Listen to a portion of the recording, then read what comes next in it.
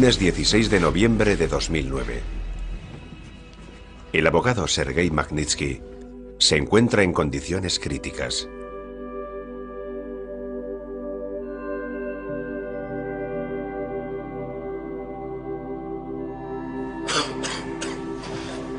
Ha desarrollado una enfermedad que pone en peligro su vida, al cabo de un año en centros de prisión preventiva rusos.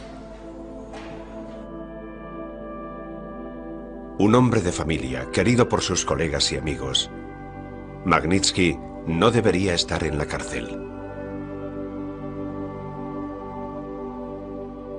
¿Su delito?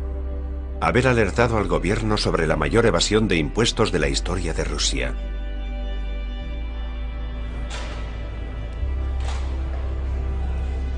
Es un testigo molesto, al que habían denegado tratamiento médico, pese a que la enfermedad empeoraba.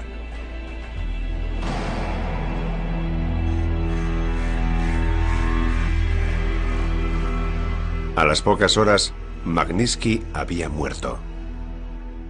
Era un abogado fiscal. No era activista de derechos humanos ni un oligarca. Era un hombre al que arrancaron su estilo de vida de clase media alta. Lo llevaron a la peor sala de tortura de Rusia y lo mataron a la edad de 37 años. Todos los rusos dijeron, yo podría ser Sergei Magnitsky. La muerte de Sergei Magnitsky puso de manifiesto el malestar creciente por la corrupción estatal rusa. Cuando se ve tanta corrupción como vemos nosotros, no hay ni una persona en Rusia que no conozca a alguien que se haya visto afectado por lo mismo que nos pasa a nosotros. Es una epidemia y afecta a 140 millones de rusos. Hay 1 millón de rusos malos aterrorizando a 140 millones de rusos honrados.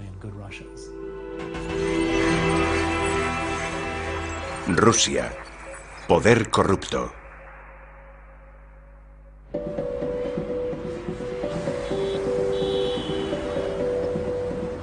Rusia, 20 años después del final de la Unión Soviética.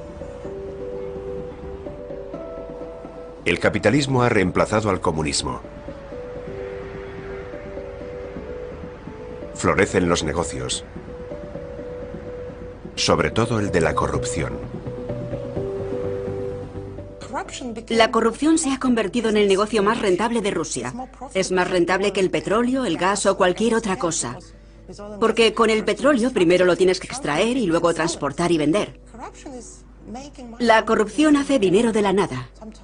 A veces se consiguen millones con un simple gesto de cabeza. Según muchos investigadores, el mercado de la corrupción en Rusia alcanza los 300.000 millones de dólares al año.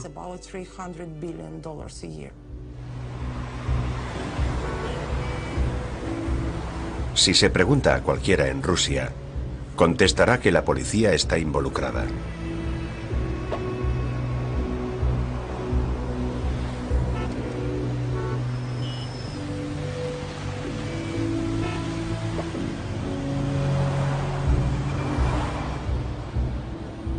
Pero no es solo la policía de tráfico la que extorsiona. La policía fiscal, el Ministerio del Interior, el FSB, la policía secreta, fiscales y jueces son con frecuencia cómplices de extorsión a escala industrial. Muchos funcionarios de alto rango actúan de la mano con grupos criminales muy organizados.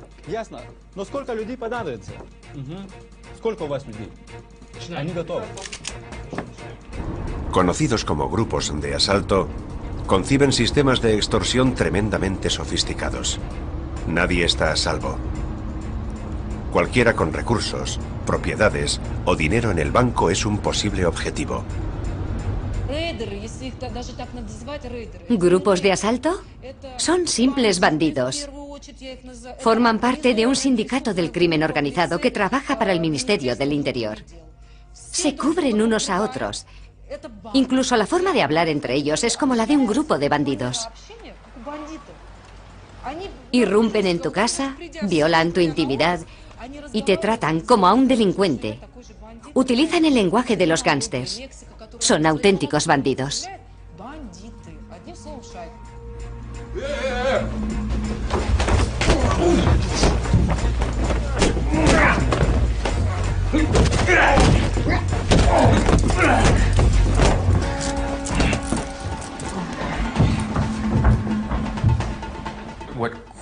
El crimen organizado en Rusia roba empresas, roba negocios, roba propiedades y recursos. Y aprovechan el sistema judicial para hacerlo. Se soborna a agentes de policía, investigadores y jueces para conseguir resultados que el sistema no debería permitir. ¿Cómo ha sido posible que Rusia se haya convertido en un estado mafioso, donde los empresarios de éxito se ven en peligro constante de ser arrestados, y la línea que separa a las fuerzas del orden del crimen organizado se ha vuelto difusa?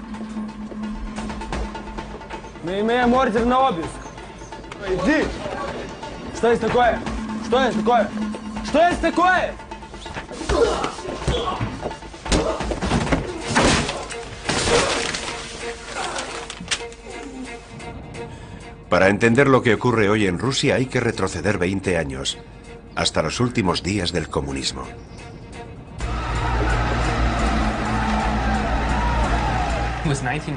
Era 1991, la época de Gorbachov. Existía la sensación de que Gorbachov iba a traer prosperidad y libertad a Rusia. Así que fui allí.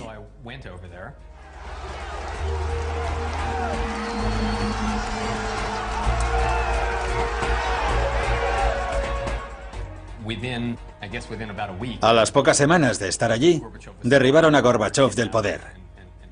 Lo secuestraron y lo retuvieron en Crimea. Cuando regresó, el país se transformó. Era una Rusia libre y había oportunidades para los negocios. Todo el mundo pensaba que Rusia iba a ser un gran país democrático y resultaba muy emocionante formar parte de todo aquello.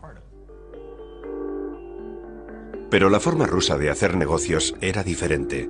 Después de las privatizaciones, un pequeño grupo de oligarcas se había hecho con la mayor parte de los recursos económicos, prometiendo su apoyo al presidente de Rusia, Boris Yeltsin.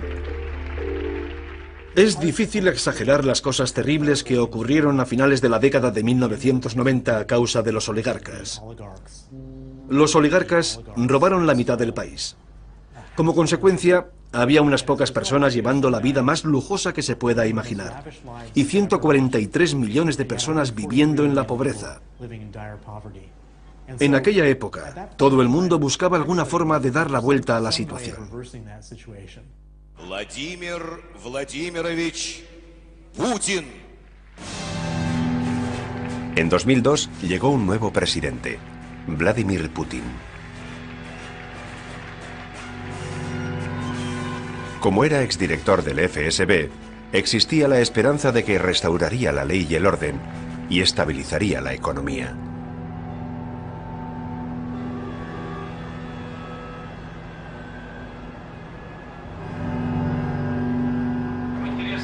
Putin se enfrentó al oligarca más rico de Rusia, Mikhail Khodorkovsky, que había desarrollado ambiciones políticas que podían ser una amenaza en potencia para los líderes del Kremlin. En 2003, Khodorkovsky fue juzgado y condenado por delitos fiscales. Su empresa petrolera, Yukos, fue desmantelada. Aquello mandó un mensaje claro a los poderosos oligarcas rusos. Si eras uno de los hombres más ricos de Rusia y el verano de 2004 tenías el yate atracado en Cap d'Antibes y después de hacer el amor con tu amante en el dormitorio, fuiste al salón del yate y encendiste la televisión para ver la CNBC, al ver a un tipo mucho más listo que tú, con mucho más talento, sentado dentro de una jaula, es fácil saber lo que sentiste. Todos aquellos tipos regresaron a toda velocidad a Moscú a finales de verano de 2004. Se reunieron con Putin y le dijeron: dinos qué tenemos que hacer para no acabar en una jaula.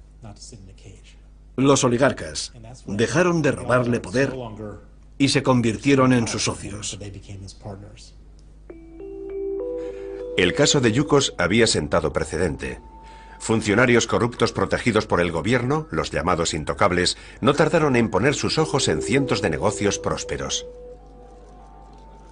Se puede decir que el caso Yukos fue el catalizador que hizo que la Rusia de Putin sea como es ahora. Fue sin duda un momento crucial para el país en su conjunto. Se creó un grupo de personas alrededor de Putin que se convirtieron en intocables porque demostraron lo valiosos que podían ser en ese campo. En la actualidad se les permite hacer prácticamente lo que quieran. Si la intención de Putin era luchar contra la corrupción, el caso Yukos tuvo el efecto opuesto.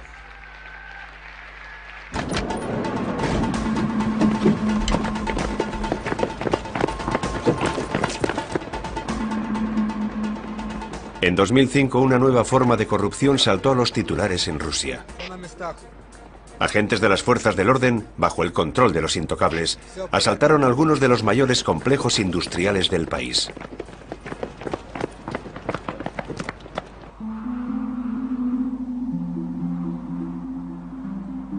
El caso que hizo famosos estos asaltos ocurrió cerca del Volga, unos 950 kilómetros al sudeste de Moscú, cerca de la ciudad de Togliatti.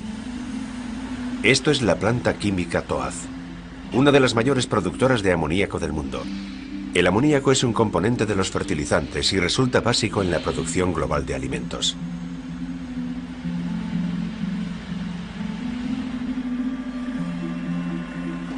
Toaz fue fundada en la década de 1970 como parte de un proyecto conjunto ruso-norteamericano. La planta no existiría en la actualidad de no haber sido por su director, Vladimir Majlai. Cuando Toaz estuvo a punto de cerrar, después de las privatizaciones de la década de 1990, Majlai diversificó la producción fabricando artículos de consumo y materiales de construcción. Expandió el negocio principal e incluso creó una filial en el Mar Negro para facilitar la exportación de amoníaco. Al salvar la planta, Majlai se ganó la admiración de sus trabajadores. Sin este director, sin sus decisiones, nuestra planta ya no existiría. Ha demostrado ser sabio. Majlai no es un hombre de palabras, sino de acción. En la actualidad, Toaz es una de las empresas exportadoras de más éxito en Rusia. En Rusia hay riquezas enormes, muchísimos recursos. En este país tenemos de todo, pero hay que solucionar las cosas de forma positiva, no de forma negativa. Es muy importante ser optimista y hacer que la gente esté contenta cuando viene a trabajar y cuando se va de la fábrica.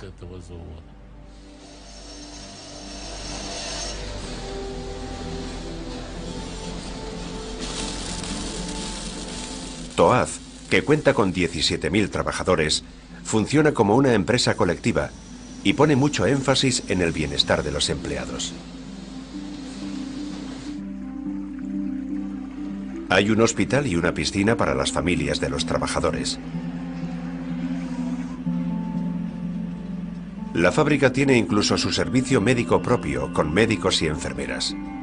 Un sueño socialista en el mundo poscomunista.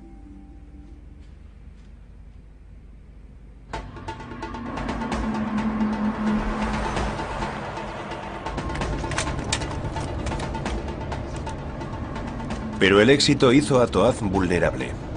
En septiembre de 2005, la milicia local decidió asaltar la fábrica. El ataque fue organizado por un grupo de poderosos industriales. Eran intocables con lazos con el Kremlin, que querían robar la lucrativa fábrica.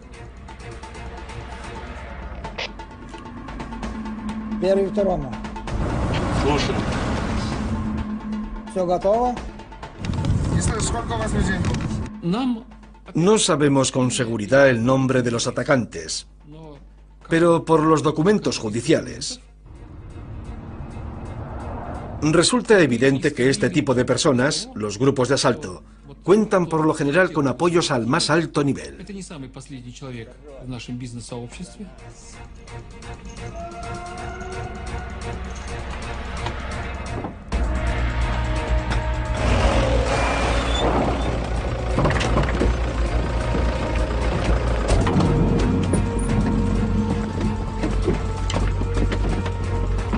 Sin previo aviso, una milicia de 40 hombres armados invadió el bloque principal de oficinas de la fábrica de Toaz. Lo primero que pensé fue que eran terroristas. Nos han capturado unos terroristas. Va a pasar algo horrible, algo malo, alguna locura.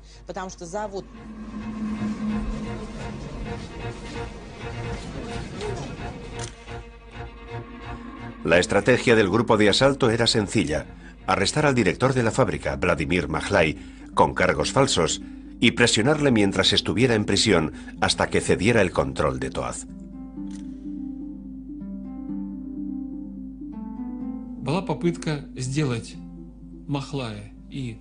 El plan de asalto era convertir en rehenes a Majlai y al director general de la empresa, Makarov, para quedarse con las acciones de la fábrica. Estaba todo pensado para que Majlai y Makarov cedieran el control de la fábrica.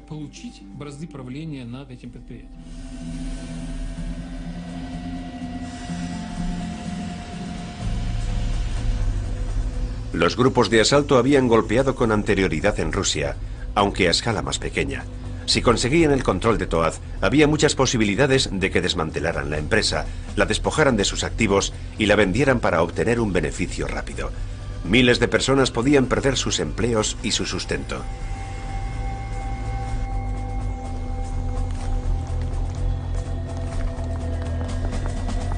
Pero los asaltantes no habían contado con la lealtad de los trabajadores de Toaz con el director de la empresa.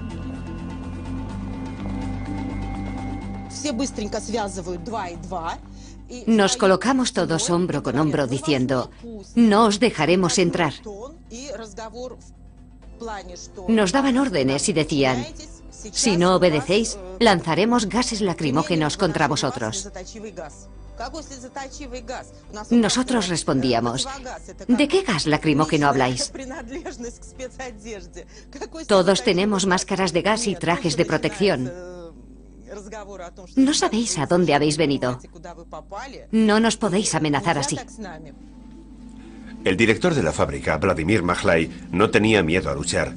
Quiso enfrentarse a los asaltantes, pero sus empleados temían por su seguridad.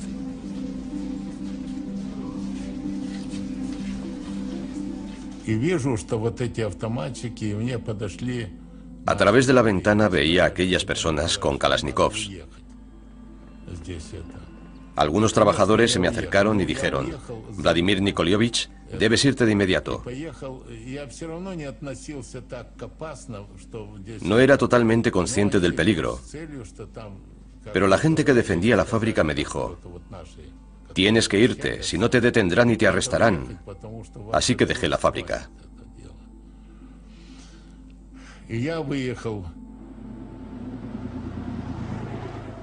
Majlai se ocultó para prepararse y poder defender Toaz de los grupos de asalto, que era muy probable que volvieran.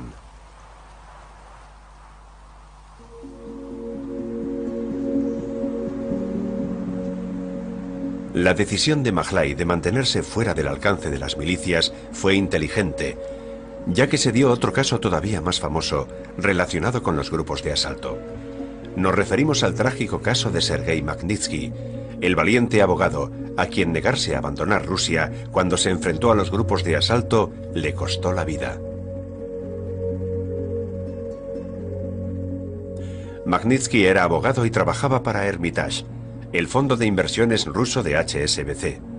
Su director, William Browder, era un crítico franco con la corrupción. En 2005 prohibieron a Browder la entrada en el país.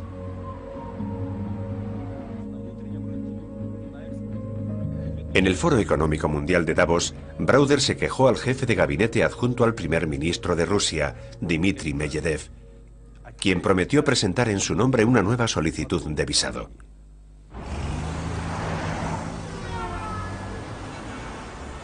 Pero en vez de recibir un nuevo visado, Browder recibió la llamada de un alto cargo de la policía rusa que le pidió hablar en privado.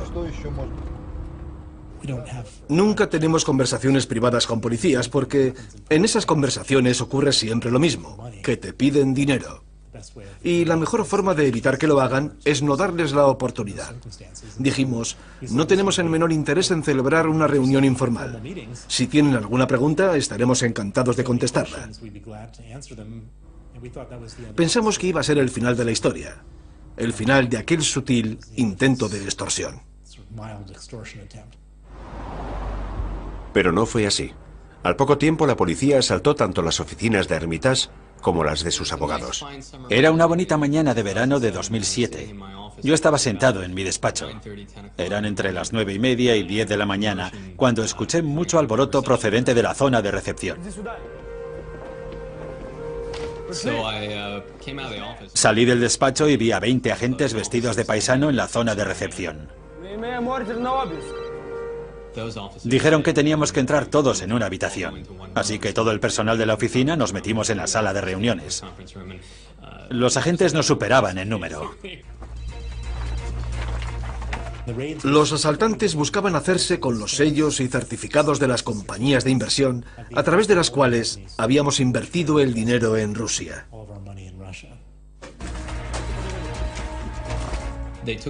Se llevaron los sellos rusos. Es algo que no se usa en Occidente.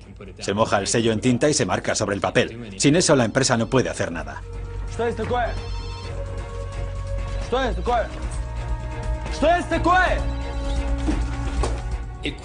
Rápidamente quedó claro que no les interesaban solo los documentos de la empresa para los que tenían orden de registro.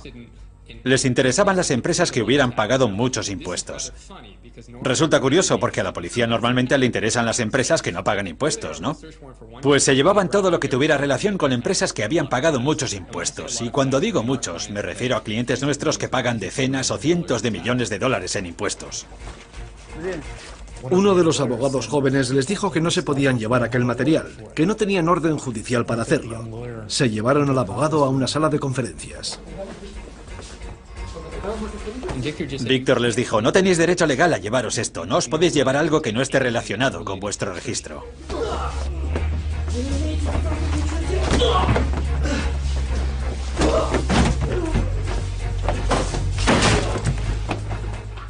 Se llevaron al abogado joven y le golpearon con saña. Tuvo que pasar 3 semanas en el hospital después de la paliza.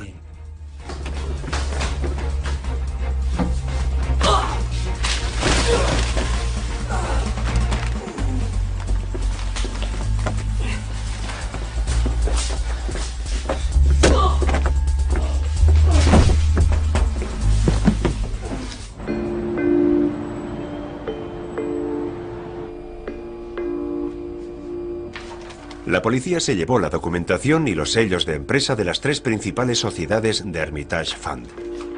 Browder y sus abogados no le encontraban sentido.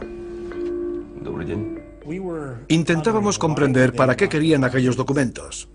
Desde nuestra perspectiva, aquellas sociedades no tenían valor porque habíamos liquidado todos nuestros activos. Pero al parecer ellos no lo sabían. ¿Qué podíamos hacer? Llamamos a Sergei Magnitsky. Sergei Magnitsky era nuestro abogado, nuestro mejor abogado. Era un abogado al que podías llamar a cualquier hora, de día o de noche. Llamamos a Sergei y le dijimos, hemos recibido una extraña visita del alguacil, ¿qué pasa? Sergei dijo, debe de ser un error, dejad que lo compruebe. Magnitsky descubrió que usando los sellos confiscados a la empresa, alguien había transferido de forma ilegal 3 empresas de Hermitage a nombre de un asesino en libertad.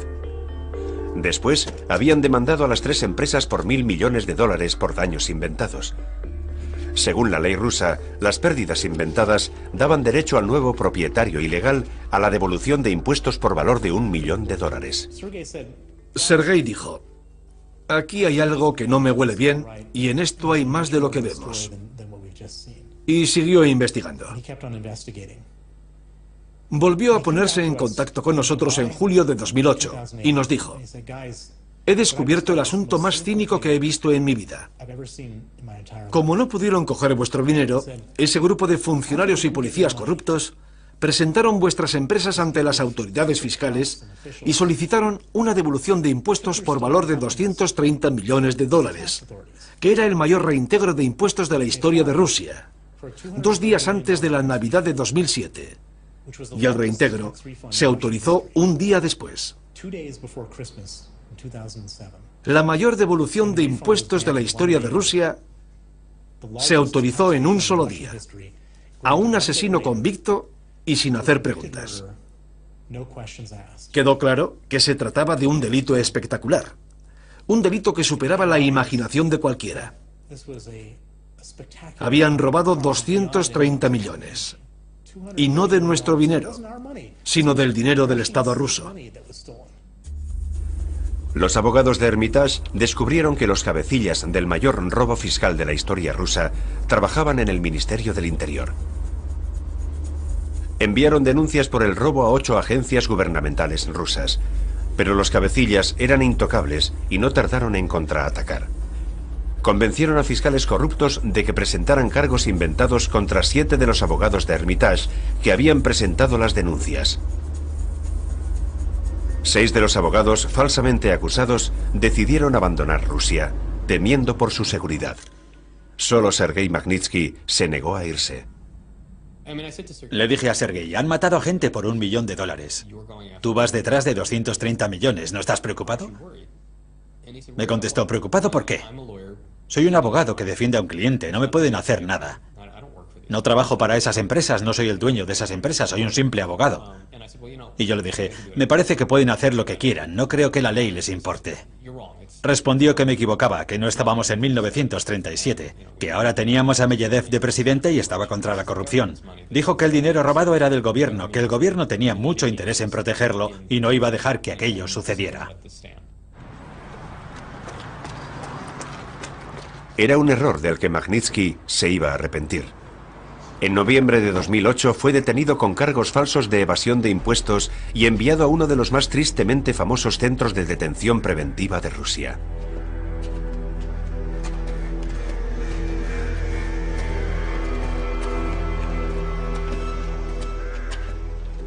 Me quedé asombrada. Creo que no comprendimos exactamente las implicaciones de su detención, porque era difícil de entender. Cuando me llamó su mujer y me dijo que lo habían detenido, pensé que quizás se había quedado dormido en el metro. Era absolutamente imposible esperar que pudiera ocurrir algo como aquello.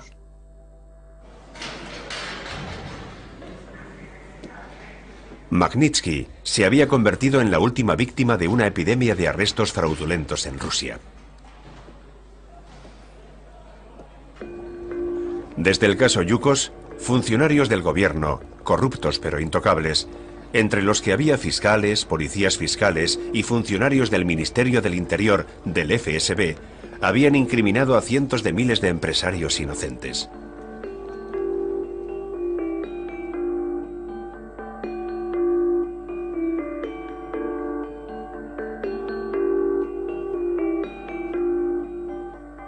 Una de las víctimas de los grupos de asalto rusos fue el mayorista del ramo de la alimentación, Nikolai Kudelko. Estuvo detenido en algunas de las cárceles en las que también estuvo Sergei Magnitsky.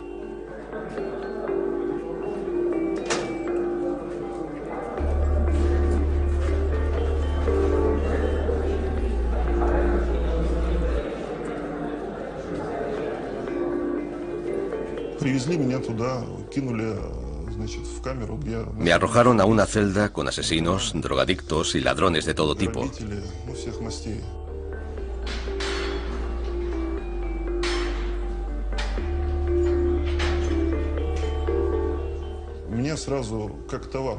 Me vendieron como una mercancía. Me enteré de ello más tarde. Es la forma normal de hacer las cosas, sobre todo entre aquellos que se dedican a los delitos económicos. En los centros de detención preventiva de Butyrka, Sizocinco o Matroskaya, todo está corrupto. Se negocia con las personas como si fueran mercancía. A lo largo de estos años, los delincuentes de dentro de las celdas se han ido aliando con los delincuentes de uniforme, que hacen dinero con la situación.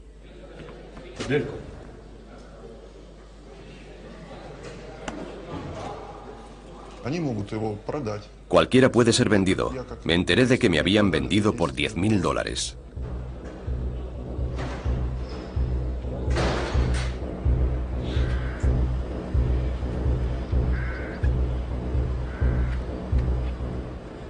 En los centros de detención preventiva de Rusia, todo aquel que no es lo bastante fuerte como para defenderse de los delincuentes habituales, se expone a ser violado.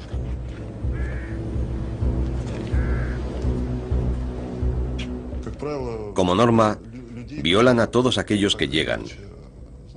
Se convierten de inmediato en la mujer de alguno. Había cabinas donde tenían lugar todo tipo de actividades sexuales. Era muy duro verlo.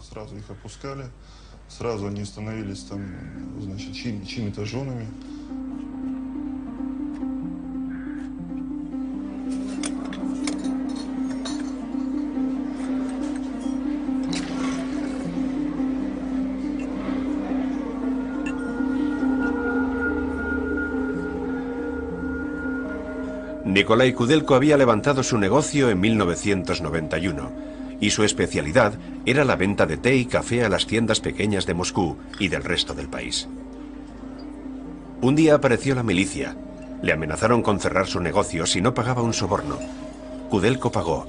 Aquel fue su primer error.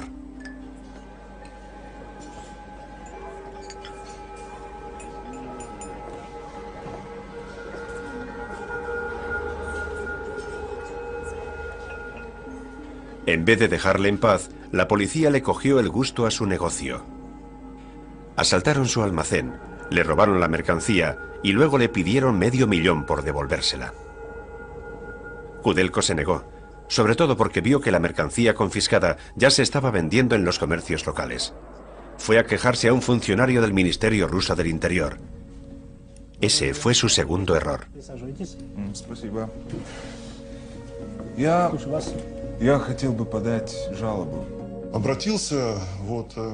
Cuando acudí a ellos, el hombre del Ministerio del Interior me escuchó y me trató con mucha educación. Dijo que sí, que estudiarían lo sucedido y castigarían a todos los que hubieran cometido delitos contra mí. No se preocupe, le protegeremos en secreto. Infórmenos de todos sus negocios y movimientos.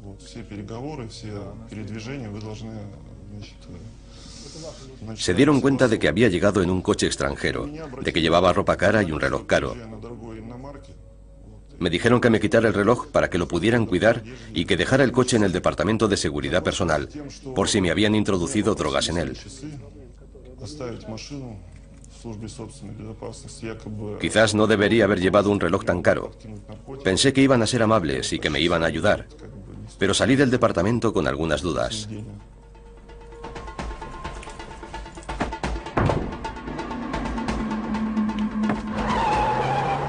Unos días más tarde, la policía acudió a la casa de Kudelko. Habían sobornado al aparentemente amable funcionario del Ministerio del Interior.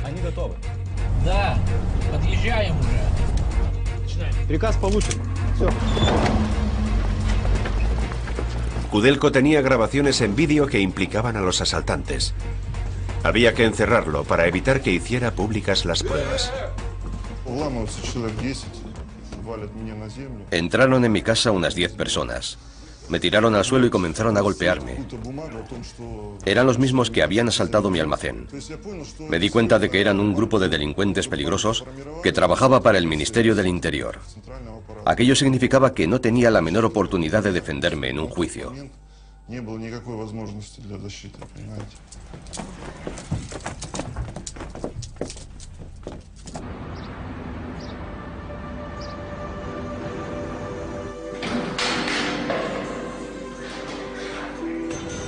Encerraron a Kudelko en un centro de detención preventiva.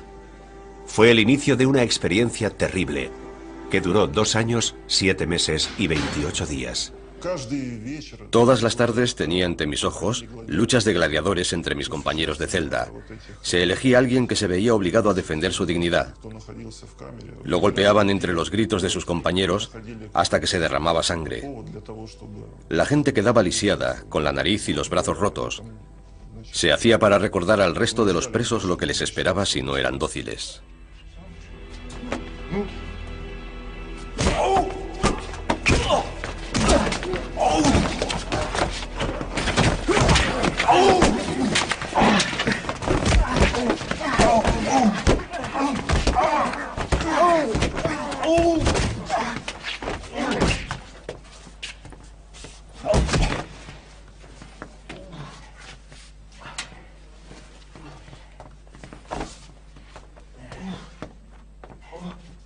agentes de prisión corruptos permitían que pegaran a los empresarios falsamente acusados, como Nikolai Kudelko, para que se declararan culpables a cambio de una sentencia más corta. Pero Nikolai Kudelko quería justicia.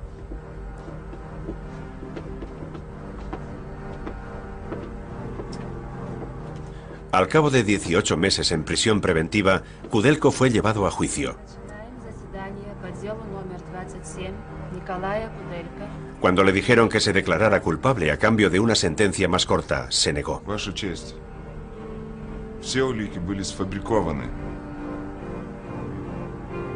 Durante 3 horas explicó con exactitud cómo le habían incriminado falsamente.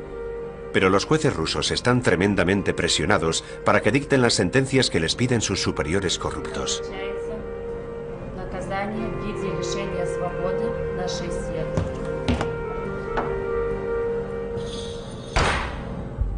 No se tuvieron en cuenta los argumentos de la defensa de Kudelko. Fue condenado a 6 años de cárcel por comercio ilegal.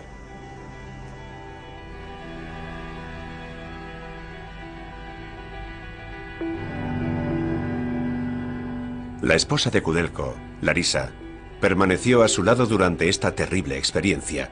Viajó de prisión en prisión e hizo cola durante horas para proporcionar a Kudelko el alimento esencial para su subsistencia. Un día, durante un viaje a Lituania, Larisa vio en televisión un programa sobre un caso de asalto muy similar al que había llevado injustamente a su marido a prisión.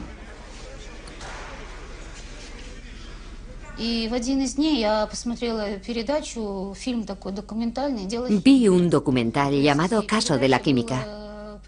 Era muy similar a nuestro caso. Recuerdo que vi a una mujer delgada que también había pasado una temporada en prisión preventiva. Me interesó y decidí saber más sobre ella.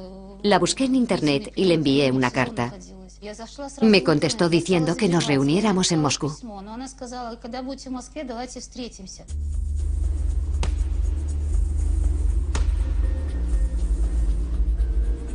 La mujer que aparecía en la televisión era Yana Yakovleva, la propietaria de una empresa especializada en la distribución de productos químicos a las industrias rusas. Un día apareció la brigada de narcóticos rusa pidiéndole que exportara a Tayikistán, un gran productor de drogas ilegales, productos químicos necesarios para la fabricación de heroína. Aquello resultaba muy sospechoso y Yana se negó. 6 meses más tarde la detuvieron con cargos falsos mientras estaba en el gimnasio.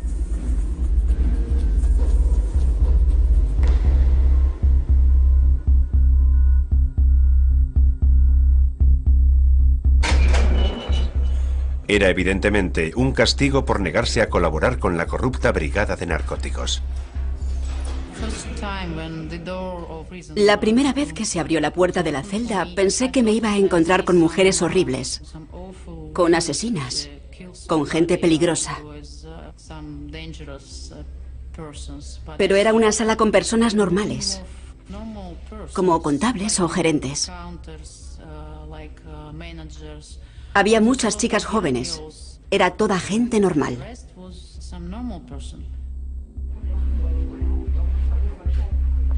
El arresto de Yana es uno de los cientos de miles de casos recientes en los que empresarios inocentes han sido acusados falsamente de delitos económicos.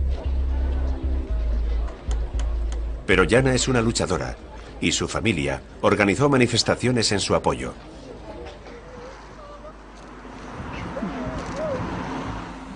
Tuvo suerte y la liberaron al cabo de 7 meses de detención. Desde entonces, Yana ha organizado a nivel nacional la lucha contra los grupos de asalto, asesorando a las víctimas, incluida Larisa Kudelko, sobre cómo contraatacar.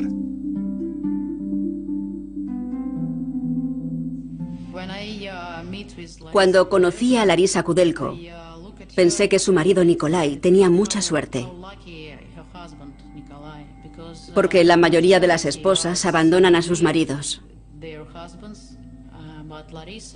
Pero Larisa es una heroína y un ángel para Nikolai. Estaba tan segura de su inocencia, estaba tan segura de que había que hacer justicia y de que se iba a hacer, que luchaba por él.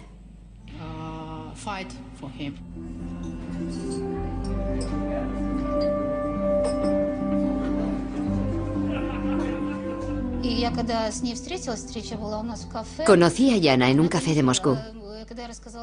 Cuando le conté nuestra historia, me dijo que debería haber comenzado de inmediato a hacer sonar los timbres de alarma, que intentara obtener apoyo público. Me dijo que si me callaba, que si permanecía en silencio, nada cambiaría. Para mí, su consejo fue como abrir una ventana y dejar que entrara aire fresco en la habitación. Pensé, sí, se puede hacer. По решению суда, время вашего заключения сокращается. Nikolai Kudelko tenía pasaporte lituano. Animada por Yana, Larisa se puso en contacto con la embajada lituana, que le ofreció todo su apoyo. También habló con la prensa. Николай Куделько, что вы можете еще добавить? Cuando se celebró la vista de apelación de Nikolai Kudelko, que llevaba 2 años y medio en prisión, se informó al tribunal que asistirían a la misma periodistas y diplomáticos. Kudelko habló durante solo 15 minutos. Contó cómo le habían tendido la trampa a funcionarios desalmados y corruptos del Ministerio del Interior. Дело закрыто. Debido a la presencia de la prensa, fue finalmente puesto en libertad. En la actualidad lucha por llevar ante la justicia a los funcionarios corruptos que le tendieron la trampa. En Rusia es una misión complicada porque los culpables parecen estar protegidos por las instancias superiores.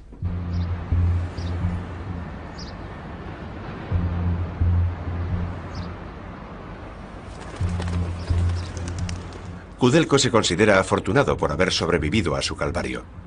El abogado Sergei Magnitsky tuvo menos suerte.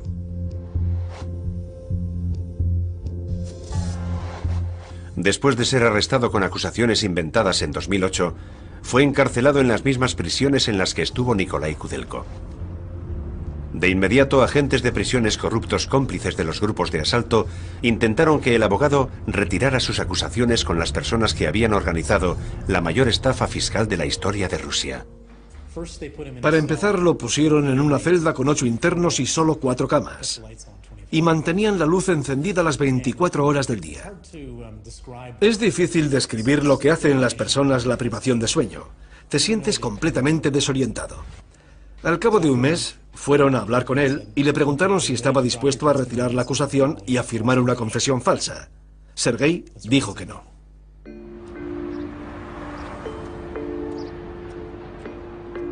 Las autoridades aumentaron la presión sobre Magnitsky. Fue trasladado a otro centro de detención preventiva, en el que las condiciones eran todavía peores. Los asaltantes y sus cómplices querían que Magnitsky admitiera que había organizado el fraude fiscal.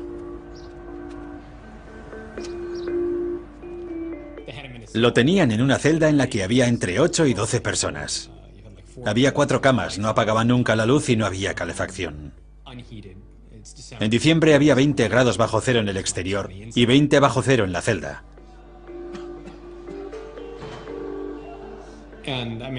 Era algo absolutamente horrible. Él fue tomando nota de todo, no solo de lo terrible de la situación, sino detallando además todas las normas rusas que no cumplía la celda. Debido a las malas condiciones sanitarias de la prisión, Magnitsky desarrolló una enfermedad que ponía en peligro su vida, pancreatitis. Las autoridades de la prisión hicieron todo lo posible para evitar que recibiera tratamiento.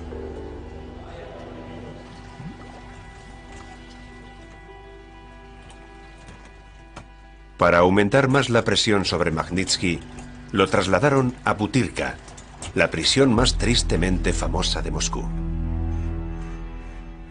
Lo metieron en una celda sin retrete, solo con un agujero en el suelo, por el que rebosaban las aguas fecales cuando los internos de las otras celdas usaban las cisternas de los retretes. Le privaron de agua limpia para beber. Con frecuencia le dejaban sin comer. Le hicieron todo tipo de cosas terribles intentando que se ablandara, intentando que firmara la confesión falsa. Pero Sergei siguió diciendo que no. Dijo que no iba a cometer perjurio, que no iba a sacrificar su integridad.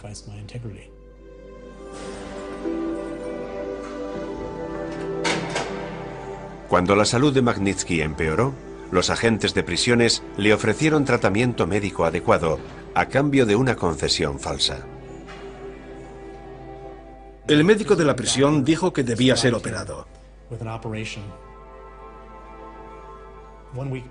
Una semana antes de la operación, volvieron a él con la oferta de que cometiera perjurio y admitiera la culpabilidad de los delitos a cambio de mejorar sus condiciones. Sergei dijo que no. Durante el calvario de Magnitsky, Hermitage siguió presionando a las autoridades para que lo liberaran de inmediato bajo fianza. Fue inútil. Luego, al cabo de casi 12 meses de prisión, hubo un momento de esperanza.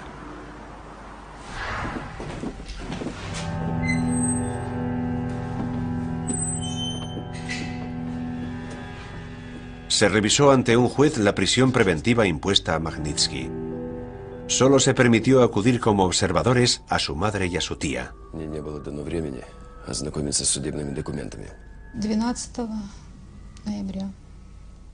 Fue el 12 de noviembre. Fue una audiencia en el juzgado. Fue horrible. Era una persona corpulenta. Estaba pálido. Era evidente que estaba tenso, pero estaba muy concentrado, porque siempre se preparaba muy bien para los juicios. Tenía sus notas y sus referencias a las leyes. No nos dejaron hablar con él, solo pudimos mirarnos y sonreír.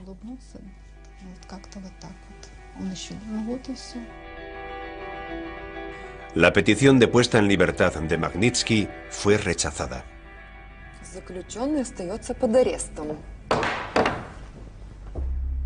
Era la última vez que su madre y su tía iban a verlo con vida.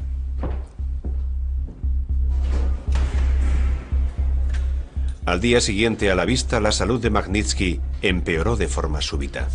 Tenía un dolor intenso en el páncreas y necesitaba asistencia médica urgente. Pero era fin de semana y nadie le prestó atención.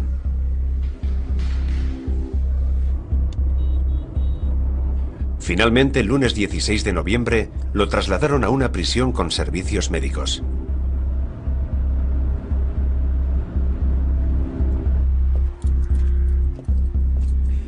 Lo que sucedió allí sigue sin estar claro. Las marcas en el cuerpo de Magnitsky sugieren que fue golpeado después de su ingreso.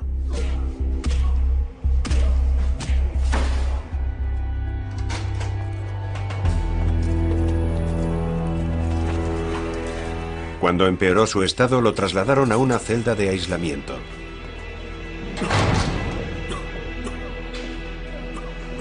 Lo abandonaron allí, sin ningún tipo de asistencia médica. 1 hora y 18 minutos después, el abogado Sergei Magnitsky murió.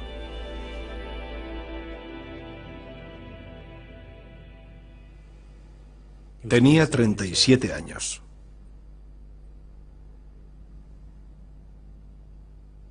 Cuando entró en prisión, era un hombre sano. Lo torturaron durante 358 días hasta matarlo. Es una tragedia que alguien muera.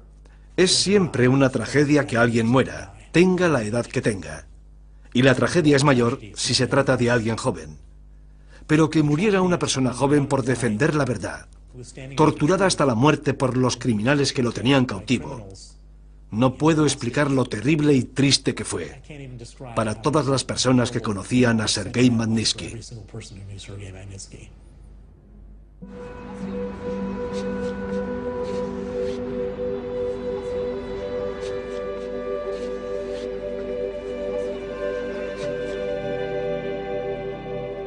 Magnitsky dejó mujer y 2 hijos. Cuando la familia solicitó una autopsia independiente, su petición fue denegada. La familia lo pudo ver en un féretro abierto mientras lo enterraban. Tenía las manos rotas y contusiones negras y azules en los nudillos y en la parte posterior de las manos. Algo había ocurrido justo antes de su muerte. Retuvieron los documentos de la autopsia oficial. Había una extraña mención a un agujero grande en su lengua. Quizá le pusieron algún tipo de inyección que le causó la muerte. No lo sabemos. Lo que sí sabemos es que fue algo horrible, muy sospechoso, y que están ocultando cosas.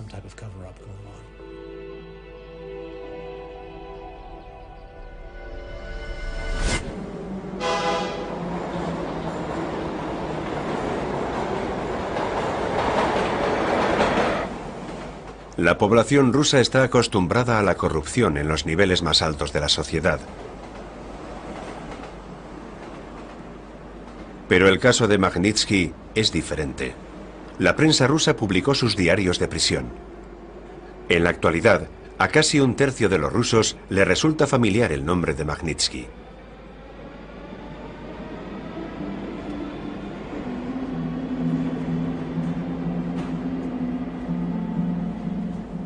Gracias a William Browder, el caso ha sido también noticia en Occidente. El Parlamento Europeo y los Estados Unidos están considerando prohibir la entrada en la Unión Europea y los Estados Unidos a 60 de los funcionarios rusos implicados en el caso.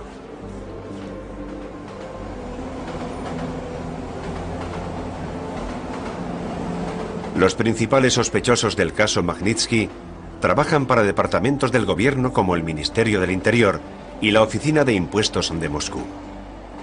Sus nombres se han hecho públicos y el gobierno ruso los conoce. Pero en vez de arrestarlos, muchos han recibido ascensos en sus departamentos. Son miembros de un grupo mucho más amplio de intocables que se protegen unos a otros de la vigilancia del pueblo.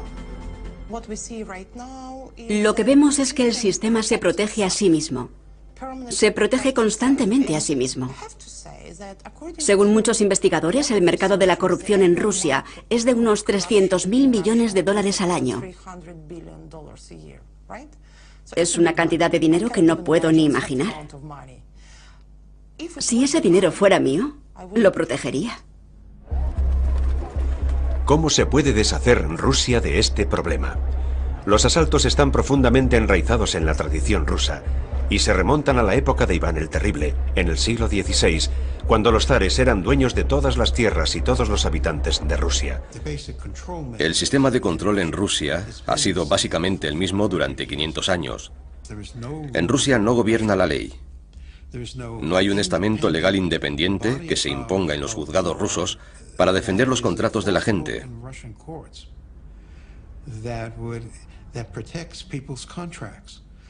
Por tanto, si la ley no gobierna, la gente se siente más proclive a robar que a crear.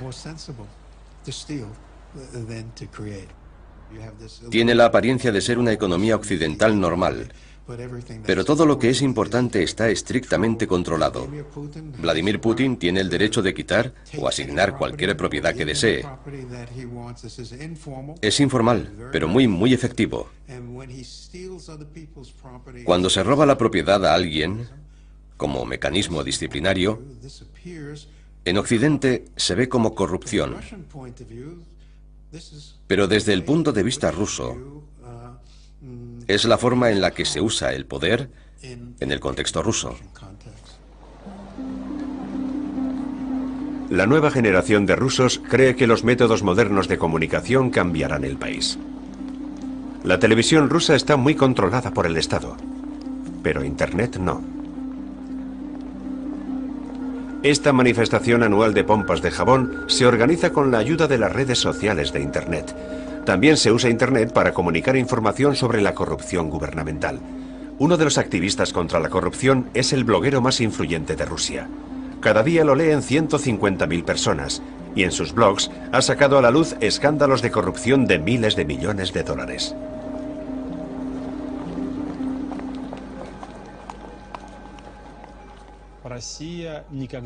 Rusia no ha sido tan rica en toda su historia, ni en los tiempos de la Unión Soviética, ni en los tiempos del Imperio Ruso.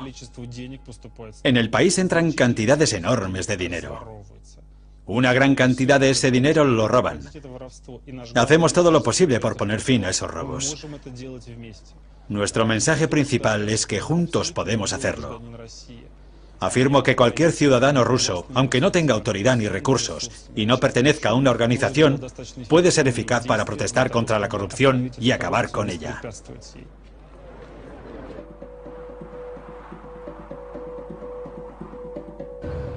Para controlar a los intocables que están asaltando las empresas rusas y los fondos públicos y que están dejando al país sin inversiones, hace falta un compromiso político que el gobierno no demuestra tener. En el caso de la empresa química Toaz, los trabajadores se unieron para apoyar a su director, Vladimir Majlai.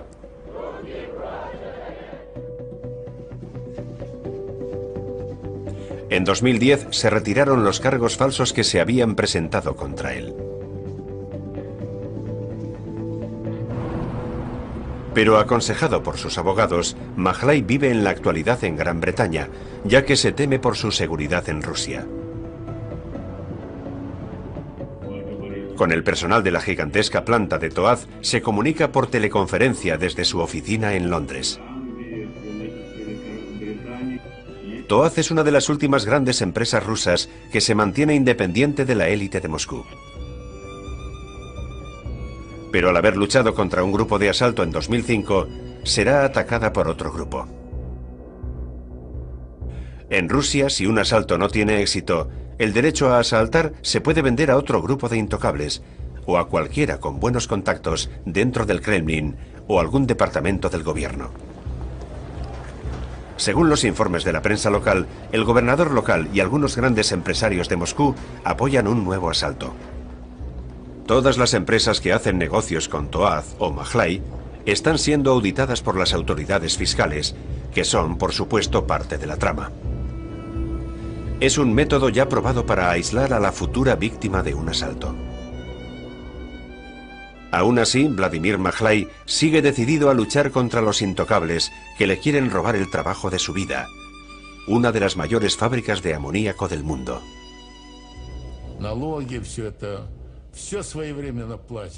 Siempre hemos pagado nuestros impuestos a tiempo.